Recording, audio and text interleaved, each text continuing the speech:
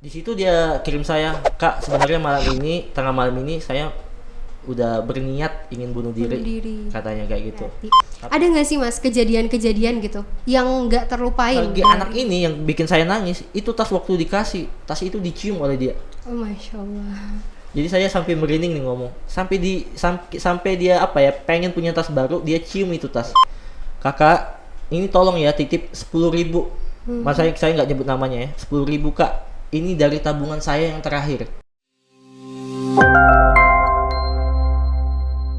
Barengan sama Kirana di Discuss Dista Podcast. Nah, kali ini di Kirana nggak sendiri nih, udah ada Mas Windy. Halo Mas Windy. Halo Gimana Mbak. nih kabarnya? Baik dong hari ini. Alhamdulillah. Tadi apa? gimana perjalanan dari rumah ke sini gimana tadi? Hujan kan ya? Saya nggak dari rumah, saya dari hotel, terus saya ada nemuin target gitu sih. Ini terakhir khusus buat Dista. Iya, Dista. Widih, keren Amazing. banget. Oh iya, Mas Windy, sebelum jauh membahas tentang inti pembahasan ya, coba dong kenalin dulu Mas Windy ini kelahiran tahun berapa? Waduh. Asalnya dari mana? Iya. Lalu berapa bersaudara? Boleh dong dikasih tahu sobat Distanya. Ya. Umur harus disebutin ya. Kelahiran tahun Oh, aja, iya. kelahiran tahun berapa? Ya, saya masih muda ya. Kelahiran saya tahun 94. Masih kepala 2 ya. Jadi saya juga dari Palembang, kota Palembang, kota pempek. Oh iya, pempek ya, di Palembang. Ya, pernah makan pempek nggak? Pernah dong. Pernah dong, ya. Kapal selam. Oh, kapal selam, ya. Kapal selam. Ya. Berapa bersaudara Mas? Saya 4 saudara, Mbak. Oh, 4 bersaudara. Anak ke? Anak keempat, paling bungsu saya. Wah, sama dong, anak bungsu. Bungsu pride. Oh iya. Anak bungsu. Iya. Oh iya, seperti yang kita ketahui ya, kalau Mas Windy ini katanya founder dari Sayap Hati. bukan Sayap Pelindungku. Wih. Bukan. Bukan, Mbak, Sayap Hati. Oh, bukan, Sayap Iya. Hati. Iya. Kan aku udah lihat-lihat nih Instagram Sayap Hati, ternyata followersnya wow 306.000, keren banget. Iya. Boleh tahu dong Mas, Sayap Hati sendiri itu apa sih? Ya secara singkat aja ya. Sayap Hati itu sebenarnya dulunya akun galau, Mbak. Oh, akun galau. Ya dulu namanya, sebelum ganti Sayap Hati itu namanya Raja Galau. Raja Galau. Iya. Nah, karena saya suka nulis sesuatu, suka dulu ya. Ini kita ngomong flashback 6 tahun yang lalu, saya suka buat kata-kata galau gitu. Tapi ada satu waktu saya jenuh sama kayak gitu, dan saya juga ditegor. Kalau misalnya di sini namanya ada mentor lah ya, mentor saya bilang, "Kamu jangan pakai sosial media tuh buat ngelemahin orang." Iya, galau-galau, bikin sedih orang lain. Biasalah anak-anak muda kan bikin sedih orang lain. Dan saya mikir, oh iya juga ya, padahal sosial media itu kan dibaca orang banyak tuh. Betul. Jadi dari situ saya nggak tahu nih, biasanya saya inspirasi saya tuh dari sebuah toilet ya. Ini nggak tahu kalau duduk lama-lama sering dapat inspirasi nggak? Nah, Toilet. Iya, Gimana toilet. tuh? Ya, jadi saya waktu itu sore-sore di toilet, saya mikir kira-kira nama apa yang saya kudu ganti ya. Nah, saya tuh kurang suka kalau misalnya di IG ada name-nya tuh yang pakai Underscore. ya titik itu enggak. Jadi kepikirlah Sayap Hati. Ya, Sayap Hati. Nah, kalau bisa saya simpulin, apa tuh arti Sayap Hati? Sayap Hati itu sayap itu mencerminkan tentang, kalau saya ya, istilah dia melindungi. Sayap juga bisa memberikan kehangatan. Sayap juga mengayomi. Sayap juga itu bisa membuat sekitarnya bahagia. Nah, hati itu berbicara tentang apa? Hati itu berbicara tentang namanya ketulusan, kemurnian. Jadi tentang niat yang baik. Jadi itu sayap hati kalau bisa semua saya simpulin tentang itu, Mbak. Jadi tentang gitu. kebaikan. Tentang lah kebaikan, ya, tentang benar. menolong sesama gitu sih. Berarti isi dari Sayap Hati sendiri apa aja tuh Mas? Kegiatan-kegiatannya itu apa aja?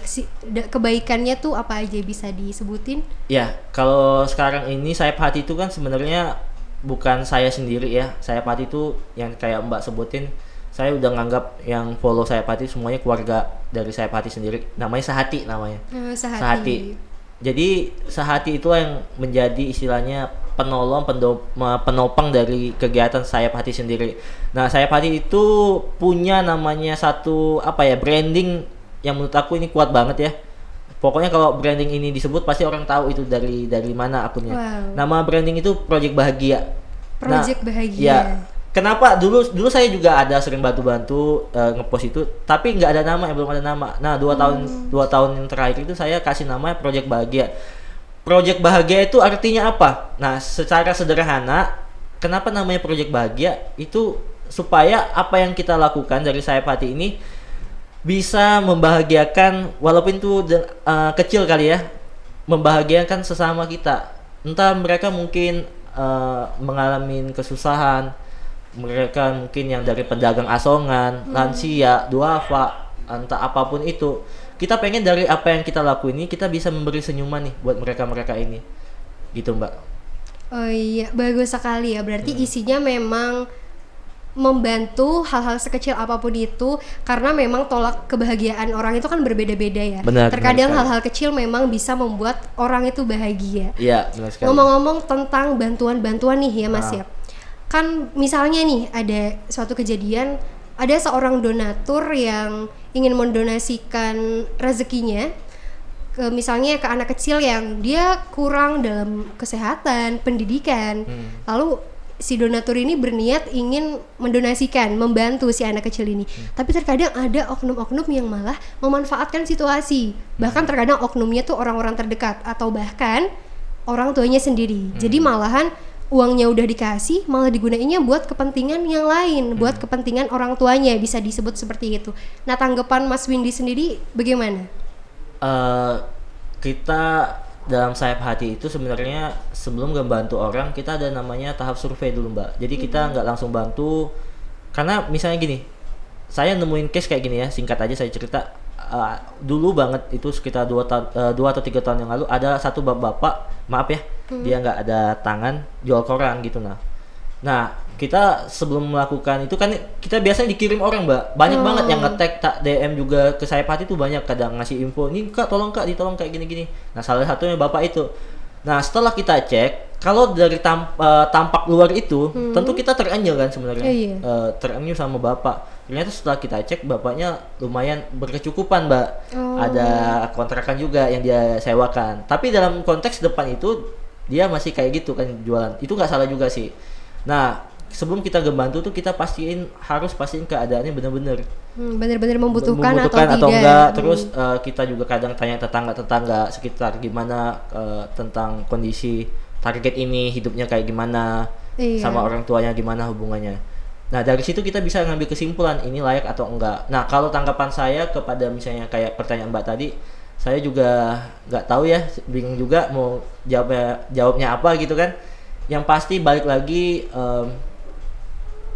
itu kan apa yang udah dibantu itu jelas itu harus balik ke hati nurani masing-masing lah. Betul. Mungkin yang kita bantu itu memang mempunyai niat atau yang nggak baik, saya juga nggak tahu. Yang penting apa ya, kita udah ngebantu dia, ya itu urusan dia sama yang di atas aja. Iya, waduh, mantap banget. Yang penting niat hati kita membantu ya kan Mas. Benar sekali. Nah kalau ngomong-ngomong tadi Sayap Hati sudah berdiri sejak 2018 ya? Kalau nggak salah, iya. Kalau nggak salah. Yang namanya tadi bukan Sayap Hati, apa tuh Mas? Raja Galau. Raja Galau. Followersnya berapa tuh Mas sebelum berganti dari Raja Galau ke Sayap Hati? Itu masih sekitar masih di bawah 10.000 kalau nggak salah, seingat saya ya. Di bawah 10.000. Iya, itu pun saya ngepost itu juga nggak naik banget followersnya ya. Saya genjot, nggak naik juga tetap. Nah di satu waktu saya ngepost tentang saya mengubah konten itu percepatan followers itu naiknya cepet banget Mbak. Di saat itu mungkin ada sekitar sebulan gitu naiknya 30.000. Wow, insight-nya ini banget ya, kelihatan 30.000 kayak itu. Nah dari situ semakin semangat buat ngepost, karena beberapa juga ada yang kasih kita komen, Kak terima kasih ya Kak, dari post Sayap Hati ini saya belajar tentang arti bersyukur sama hidup. Dan ada satu kisah di mana yang bikin aku lebih semangat lagi itu. Kalau malam-malam itu tepat, saya lupa itu awal-awal itu ada satu wanita yang pengen bunuh diri gitu. Saya pernah ngepost di story juga, tapi storynya udah hilang, saya nggak tahu. Dia waktu itu ngelihat postingan tentang anak Afrika yang maaf ya, dia kayak tidur gitu, dia apa namanya, make lidahnya buat minum air kayak air selokan gitu lah. Di situ dia kirim saya, Kak sebenarnya tengah malam ini saya udah berniat ingin bunuh diri. Katanya kayak gitu. Tapi saat ini saya nggak tahu kenapa tiba-tiba di explore saya ini ada postingan saya Pati tentang anak ini. Jadi karena postingan ini yang membuat saya reminder buat saya, ternyata sesusah-susah hidup saya, sebanyak-banyaknya masalah yang saya Pati, ternyata ada yang lebih lagi Masih dari saya. banyak Iya. lagi ya. Jadi dia bilang, thank you Kak Windy udah posting ini, dari malam ini saya udah nggak saya udah putusin Mengurungkan niat untuk niat bunuh dia. diri ya. Dari itu, aduh aku terharu banget ya. Dari itu semakin semangat ngepost lagi. Semakin termotivasi untuk Ya. terus mengembangkan Instagram dan juga aksi-aksi kegiatannya juga ya Mas Ya, ya. Nah, suka dukanya Mas Windy sendiri sudah berjalan, bahkan followersnya sudah banyak sekali ya Mas, 306.000. Wow. Iya. Itu apa aja tuh Mas? Boleh diceritain suka dukanya membangun Sayap Hati? Suka duka ya. Suka dukanya, aku nggak ngerasa banyak duka ya atau sedihnya ya, karena nggak tahu kenapa justru banyak bahagianya sih. Gimana ya kalau kita Menikmati. ya mungkin. kalau kita misalnya ngebantu orang terus kita sedih, itu kayak aneh juga sih ya. Ya mungkin banyak banget kan followers 306.000. Kan terkadang mau kita berbuat baik pun ada aja orang yang kontra dengan kegiatan kita, mungkin dari netizen mungkin dukanya. Oh itu ya. Kalau menurut saya pribadi nggak terlalu masalah ya, karena saya di sini juga nggak misalnya punya niat apapun sih yang apa ya. Kalau ada komen-komen kayak gitu ya, selagi emang masih normal-normal aja ya udah nggak apa-apa. Itu anggap aja kayak penyeimbang sih. Kita juga jangan sampai juga menutup hati kita buat komen-komen kayak gitu. Nggak usah terlalu dipermasalahin kan. Toh niat kita kan emang baik kan, nolong orang kan. Membantu. Iya. Betul. Terus yang tahu hati kita juga cuma Tuhan kan. Betul Ya, baik gitu sih. sekali. Sebenarnya yang gitu nggak terlalu masalah. Jadi ya enjoy aja ya. Iya, enjoy aja, asikin aja. Asikin gitu. aja, karena memang membantu orang niatnya juga sudah baik ya, Iya, tulus dari hati. Ada nggak sih Mas kejadian-kejadian gitu yang nggak terlupain dari dulu sampai sekarang nih, sampai sudah 306 followers ini? Ada nggak sih hal yang paling nggak pernah dilupain gitu?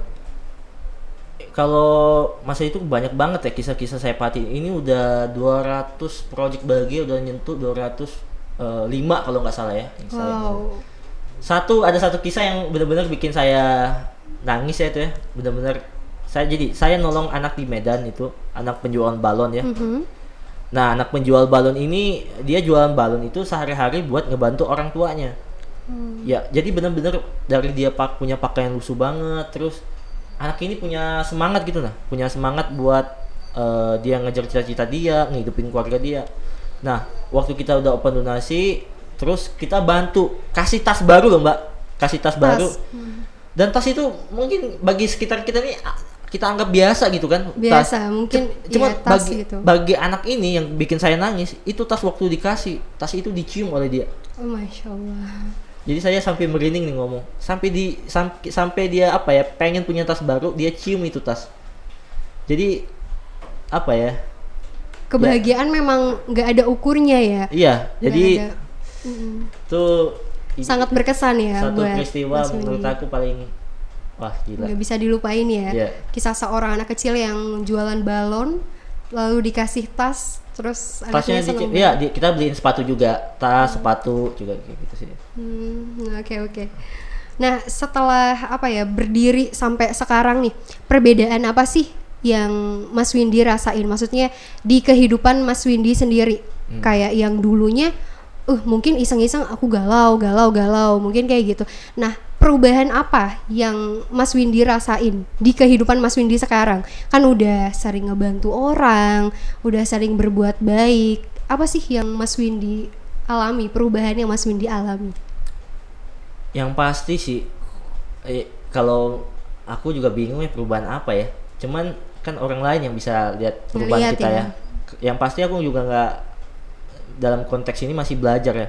Justru aku di Sayap Hati ini banyak belajar dari kisah orang-orang gitu yang menurut aku bisa reminder buat hidup aku sendiri.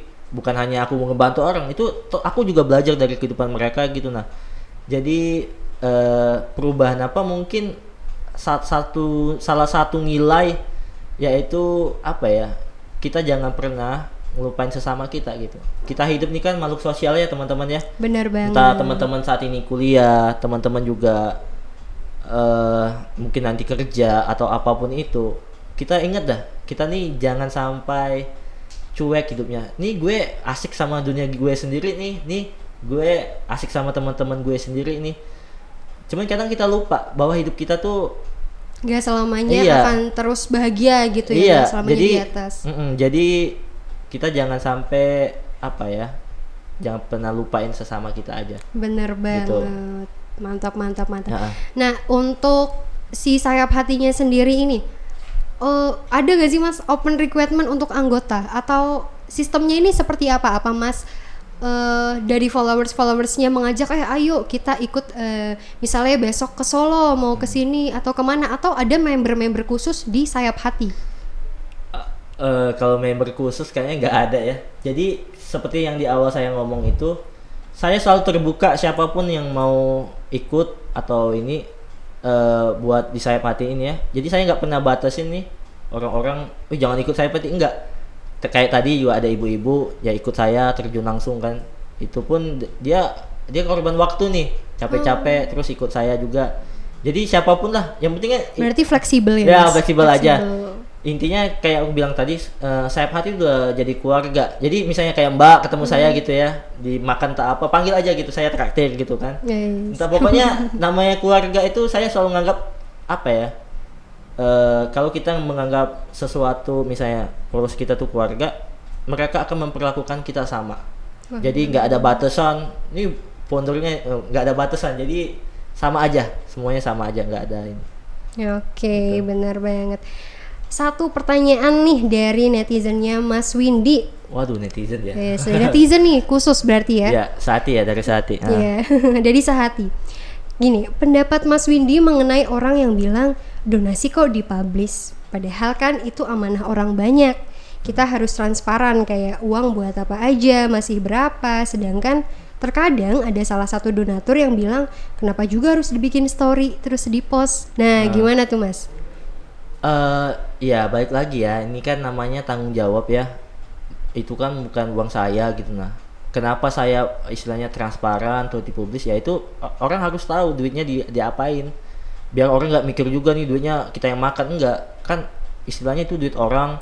Gini loh Mbak, saya justru sedih kalau misalnya ini kan orang-orang ini kan kerja kan susah nih, kerja nyari duit susah, terus mereka mungkin juga menyisihkan rezekinya buat berbagi dan percaya ke kita gitu kan.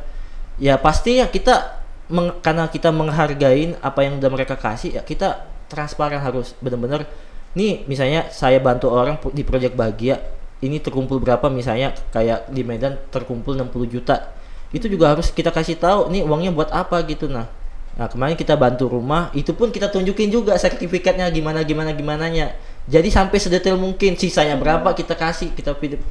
Jadi istilahnya apa sih maksud tujuannya itu? Ya biar orang yang udah ngebantu tuh makin percaya sama kita. Iya.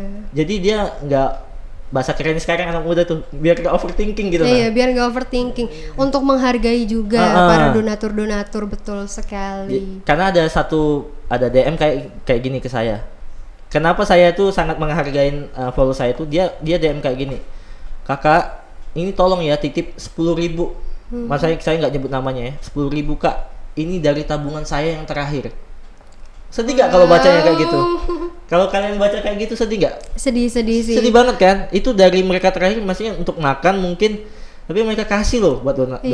Iya. Terus ada juga ini, kak ini donasi 20.000 ya, ini apa namanya, saya minta doain mama saya supaya cepat sembuh. Itu mereka DM kayak gitu Mbak.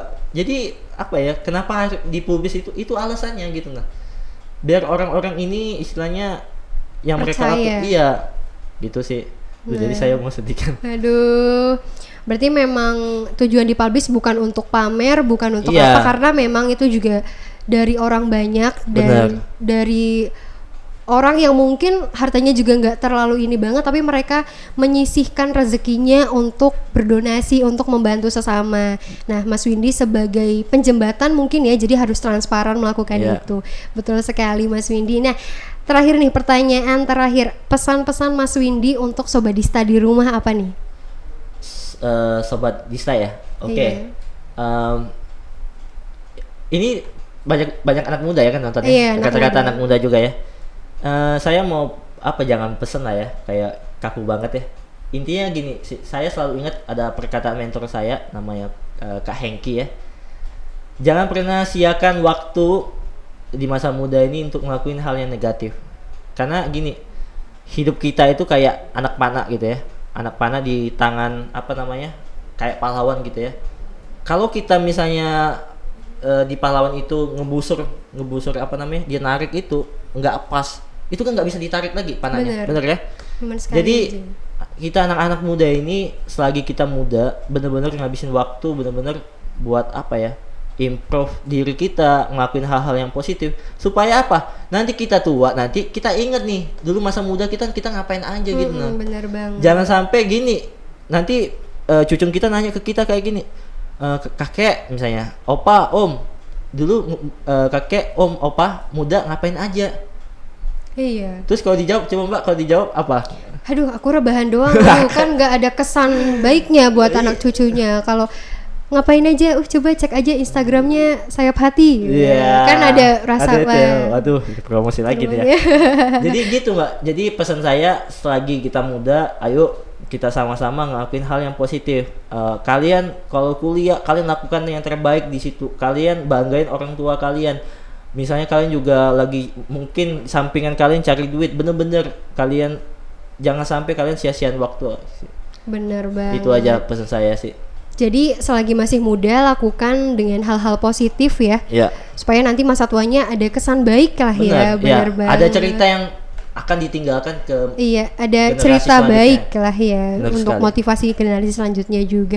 Oke Mas Windy, thank you banget ya udah mau diajak sharing di Discuss kali ini.